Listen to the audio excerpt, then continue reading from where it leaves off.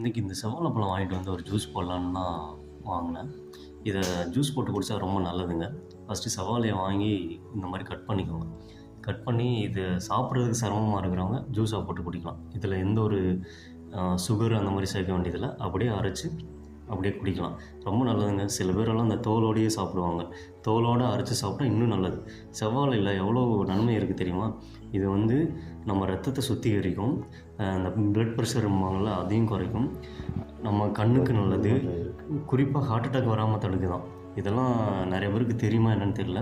டெய்லியும் ஒரு பழம் சாப்பிட்றதுனாலையும் ஜூஸ் போட்டு குடிக்கிறதும் ரொம்ப நல்லது. கண்ணுக்கு ரொம்ப நல்லது. நம்ம முடி வளர்ச்சிக்கு நல்லது. நம்ம ஸ்கின் இருக்கு இல்லையா, நம்ம ரொம்ப நாளைக்கு இளமையாக இருக்கிறதுக்கு இது ரொம்ப உதவுதுன்னு சொன்னால் நம்ப முடியுதா? ஹார்ட் அட்டாக் வராமல் தடுக்கிறதே பெரிய விஷயம். இது குழந்தைங்கலேருந்து பெரியவங்கலேருந்து எல்லாருமே குடிக்கலாம். நீங்களும் ட்ரை பண்ணுங்கள். டெய்லி ஒரு 2 வாழைப்பழம் ஒரு காலையிலையோ இல்லை சாயந்தரம் நேரமோ சாப்பிட்டா உடம்புல எதிர்ப்பு சக்தி அதிகமாகும். புதுசாக எந்த ஒரு நோயும் வராமல் தடுக்கும்.